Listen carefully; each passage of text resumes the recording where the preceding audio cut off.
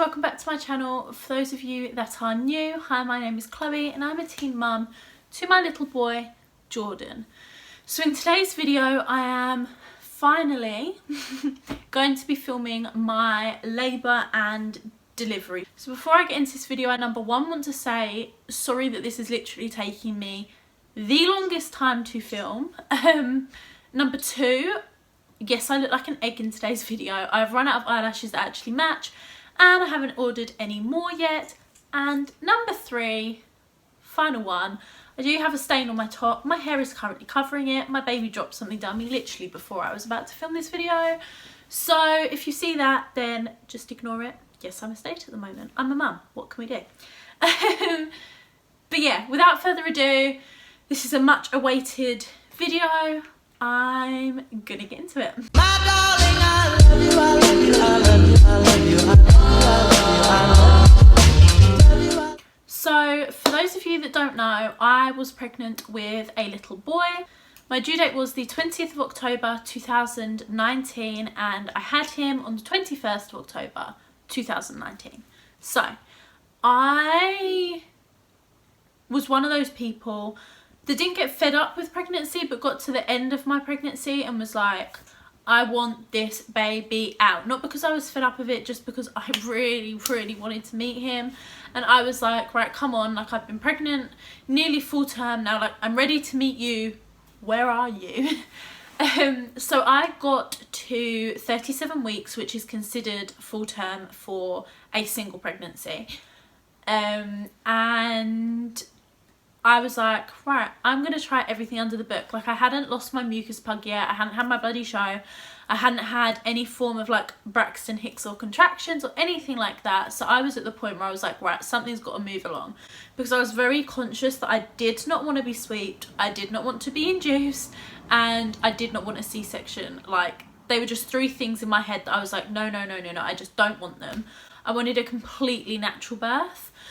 So it got to 37 weeks and I was like, right, let's try to get things moving myself. One of the things I didn't try was castor oil purely because I really didn't want to accidentally go to the toilet whilst I was giving birth. It was one of like my biggest fears, which I know sounds so stupid. Like the midwives are so good at clearing up if you do, that it's just the most dumbest thing to be scared of. But it was a really big insecurity of mine. So I didn't want to try castor oil in case it did start my labour, and then I was like uncontrollably going to the toilet.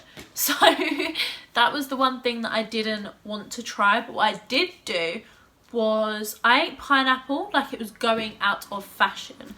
I literally ate about 4 pineapples within the space, well not 4, actually no, yeah, like 3.5 pineapples in the space of about 2 days. So reason for this being was, before I went out to do something one night, I thought, right, I'm really going to try and get things moving. I'm just going to sit down. I'm going to eat an entire 2 pineapples because they were only like little ones. And we're just going to see what happens. Because where I was going that night included a lot of walking anyway, which is obviously one thing that can get labour moving. So I was like, okay, I'm going to do it. So I cut up this pineapple, I put it in this pot and I ate it whilst we were going to the place. I ate this entire 2 pineapples, like genuinely. Didn't really feel much the entire night, apart from the top of my mouth burning a little bit because I'd just eaten 2 pineapples. But on the way back, to get to my house, you have to go over a hill with like hundreds and hundreds of speed bumps. So we were driving over those on the way home and I felt something just like lower inside me and I was like, okay, that's weird. About 20 minutes later, I started getting what I thought were contractions. It was, at the time, one of the most painful things I'd ever experienced. And I was like, oh my God, this is it. Like, I'm having my baby. Yes. I was crying. I was sitting on the toilet. I was like, I'm going to have this baby. Like, blah, blah, blah. Called my mum the lot. I went to the hospital, got seen, got put in a bed. They monitored me. I was having contractions. It was all going well. And then they just stopped. And nothing happened. And the midwife was like, yeah, do you know what? It was probably just early labour. So they were like, take this, which was basically like a paracetamol. And they were like, go home. And if they go away, it was early labour. If they carry on, like, come back. So I went home, I had a shower, I got into bed, I fell asleep, and by the morning they were gone. So I was like, oh, for God's sake, like I thought I was finally in labour. And I was just frustrated at this point. I was like, I was so close, I really wanted to do it, and then it had just like gone away. So what did I do? The next day I went out and I got more pineapple. I also bought raspberry leaf tea, and I went round to my grandparents and I got their exercise ball. And I just want to put this quick disclaimer out there. You probably shouldn't be just randomly trying all of these things to induce labour. You should be gradually doing them throughout your whole pregnancy. But I didn't, and I just did them one day because I wanted the baby out. Which a lot of people do, and you know, that's fine. It's your baby, it's your choice, but there are certain things that are dangerous and you shouldn't try with your baby. So make sure that you either consult your doctor or midwife, or you thoroughly research it before you do anything. Just wanted to put that out there. But anyway, so the next day so this must have been the 13th of October.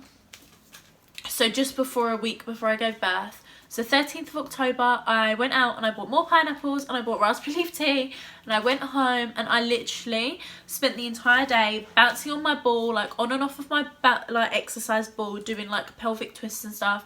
I was eating my pineapple, I was drinking my raspberry leaf tea, and my contractions came back, but they weren't as strong as they were, so I just brushed them off as Braxton Hicks and went along my day. That evening I lost my mucus plug. So it was technically, because it was really late at night, it was technically the 14th of October by now, I lost my mucus plug. So I called my midwife because they had been monitoring how big my baby was pretty much my whole pregnancy, because they were worried about it. So basically said, first sign of labour you have to call your midwife. So, or like early labour or whatever. So I called my midwife. I was like, hi, like I've lost my mucus plug, what do you want me to do? She was like, just wait it out for now, it's probably fine, you've probably got a way to go. I was like, okay, cool. So I waited it out, and then the 15th of October came along and nothing happened. So nothing happened for probably about 2 to 3 days. So it was probably around the 16th, 17th of October, and I lost the rest of my mucus plug. Called my midwife again, she said it was fine, and I said to her, like, I've also got trickling water, and she said, that's fine, you're probably just weeing yourself, because it wasn't like a gush, and it wasn't really a steady flow, it was just every now and again. So I was like, okay, kind of gross, but like, we'll go with it, you're the midwife. So I waited out until the 20th of October. So it was really, really early hours of the morning. I woke up at about 2 AM with an excruciating headache. So I already suffer with migraines. For those of you that know me or have followed me for a while, you know that. So yeah, I suffer with migraines. But this one was the worst migraine I have ever had in my life. I was laying in bed. My vision was completely gone in one eye. My head literally felt like it was splitting down the middle. It was absolutely horrendous. I took 2 paracetamols. I drank 2 pints of water. I tried to go back to sleep, but every single time I closed my eyes, my head was just splitting even more. So I woke my partner up. I was like, listen, I've got this massive headache, like seriously so bad that I was worried something was wrong with me. I was like, I think we're going to have to go to the hospital to get this checked out. Like, I don't know what's going on. And he was like, listen, just lay back down, like, you're fine. Like, my partner is one of those that when he's asleep, he's not waking up. So I was like, okay. So I laid back down. I managed to get about half hour sleep. So by this point, it was about half three in the morning. And I started getting pains. So I woke him up again. I said, listen, I'm getting pains. I think I'm in labour. You're fine, go back to bed. So I went back to sleep. I woke up at 4:30, 5 again. My headache still hadn't gone. So I was like, okay, like, I'm just gonna get up. So I got up, I had a shower, I sorted myself out, I laid back down, and I laid in bed staring at the ceiling until about 7 o'clock in the morning, when I was just like, the contractions were getting bigger now. So I woke my partner up. I was like, up, and I was like, listen, I need you up, like, I'm definitely in labour. And he was like, do we need to go to the hospital yet? So I was like, no, like, I don't need to go yet, but I'm definitely in labour, like, I need you. So he got out of bed and my midwife's, like my midwife's surgery clinic place where I went for all my scans and stuff, where my midwife worked, wasn't open yet. It opened at 9 o'clock that day. So I laid in bed with these contractions with my partner until the surgery opened. So when the place opened, I called my midwife and I told her that I was having contractions. She told me to monitor them and call her back in a couple of hours if they were still going on. So I monitored them and they were about 7 to 10 minutes apart. That carried on for the next couple of hours, so I called her back. Now, a student midwife answered the phone. I think it was a student midwife, or she was new. And I spoke to her and I said, listen, can I speak to my midwife, please? And she said, she's actually on lunch, but what can I help you with? I said, well, I'd really, really like to speak to her. Can you ask her to give me a call when she gets back? She said, no, she's really busy. I can help. What is it? So I told her what was going on. I told her that I was in labour and I didn't know when to like go into hospital, blah, blah, blah, blah. She said to me that I had to wait until my contractions were 2 minutes long and 1 minute apart. So I was like, no, 4 minutes long, 1 minute apart. So I was like, okay. So I was waiting and waiting and waiting and waiting and waiting. Literally hours went by. Like, we took a trip to McDonald's. I got showered. I made sure everything was in my bags. And it got to the point where I was in like excruciating pain. Like, I was doubled over on the end of my bed, barely being able to walk, literally saying no. I got to the denial stage. I was like, I'm not in labour, I just need a poo. I was like refusing to do anything. I was literally in the most pain that I've ever been in, at which point my partner called my mum, kept her updated with what was going on, and she said, you need to call your midwife because it sounds like you need to go to the hospital. So I called back and luckily my midwife answered the phone this time. So I explained to her what was happening and I explained what the girl said, and I was like, listen, like my contractions are like aren't getting up to 4 minutes long. Of course they wouldn't. I was like, but they're like a minute apart. It was like 1 minute 30. And she was like, yeah, she was like, yeah, the other midwife told you the completely wrong thing. Disregard everything she said. She was like, you need to get to the hospital now because with your first baby, you can either be a really quick labour or a really long one. She was like, so you need to get there because you could literally have this baby in the car right now. So we were like, oh no. Absolutely pooing ourselves at this point, didn't know what to do. So we grabbed everything, got in the car, called my mum. She was on the way to the hospital. We must have got there around, I'd say 5:30, 6 p.m. on the 20th of October. So we got there, we checked ourselves in. I did a urine sample and they made me sit in the waiting room. So I sat there for about half hour and then they called me through. They checked how dilated I was, and at this point I was already 3 centimeters dilated. So they said like, yeah, you're having this baby, you're staying in, we'll put you on the monitor. Went through all the routine checks. So I was laying in the bed and they expect you to go up about 0.5 centimeter every hour. So I think it's 0.5 centimeter or a centimeter, but to me they told me they wanted me to progress by 0.5 centimeter every hour. So they came back to check me the next hour and I was 5 centimeters dilated. So they were like, all right, okay. So they waited for a bed to be free upstairs in the labour ward because it was actually a really, really busy day. They sent me up to the labour ward around 7 p.m. and they got me booked in. And that is where I started my proper labouring process. I have someone joining me now. He got bored of being on the floor. But yeah, that is where I started my proper labouring process. So at the start I got put in a room. It just had a bed, a toilet in the corner, a little chest of drawers and everything that like midwives needed and stuff. So it was just like a basic labour and delivery room.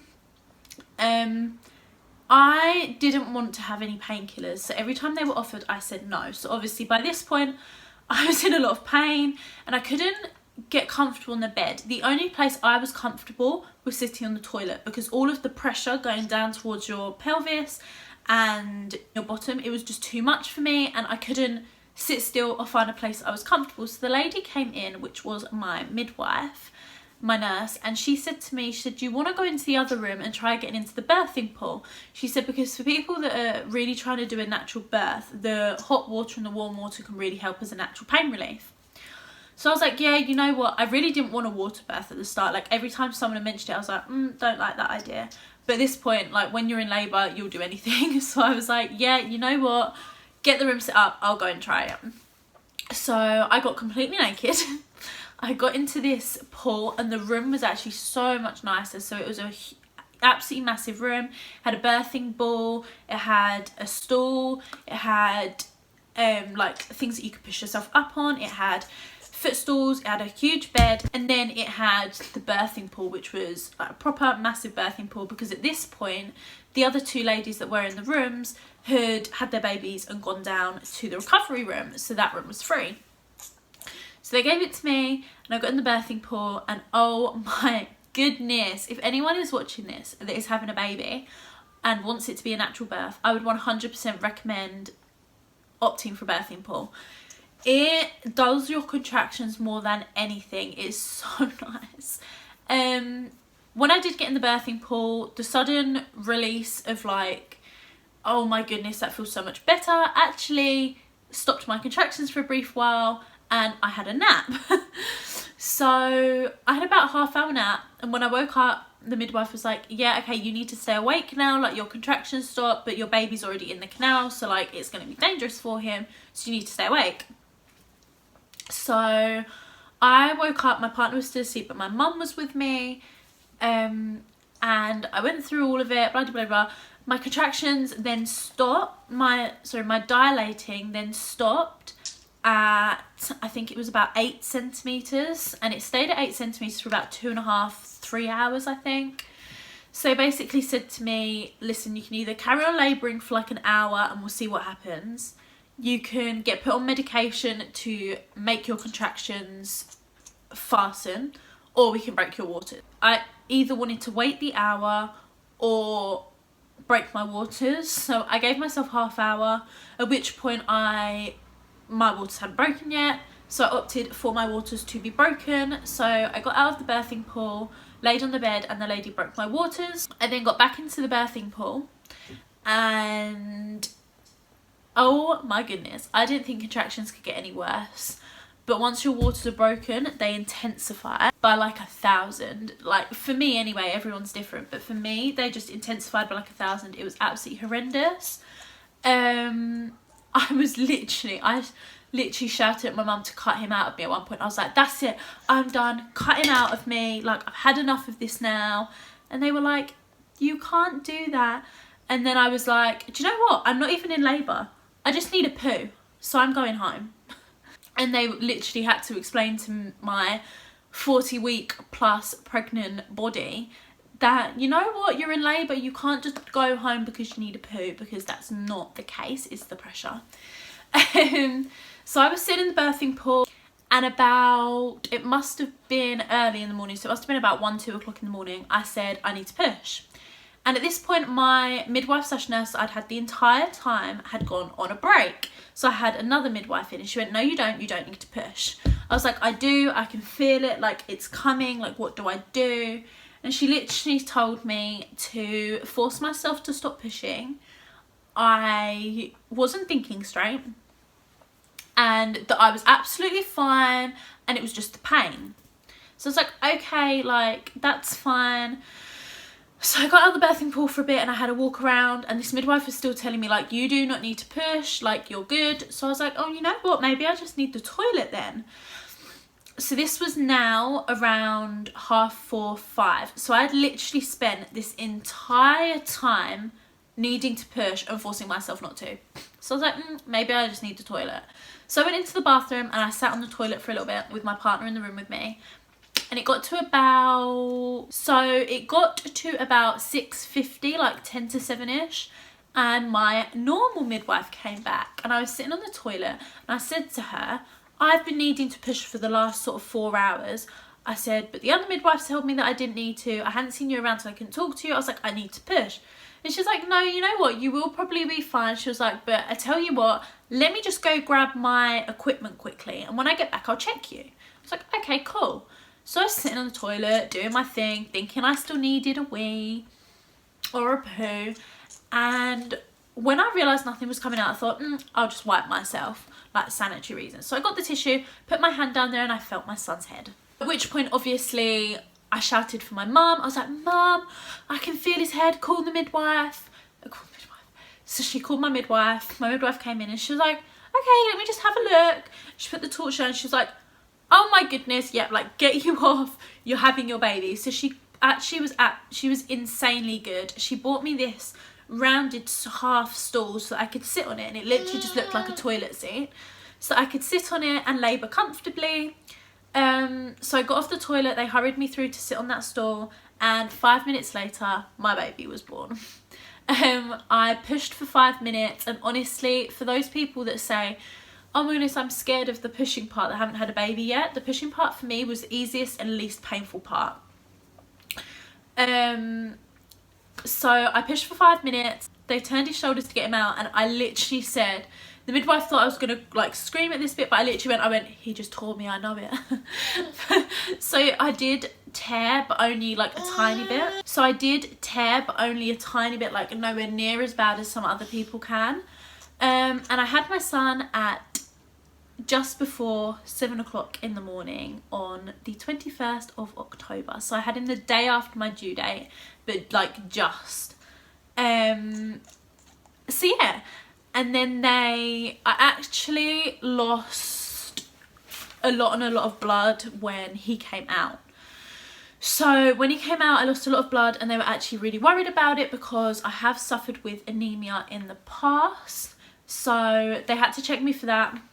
And I was anemic. I did have to have iron tablets for quite a long while after I had him.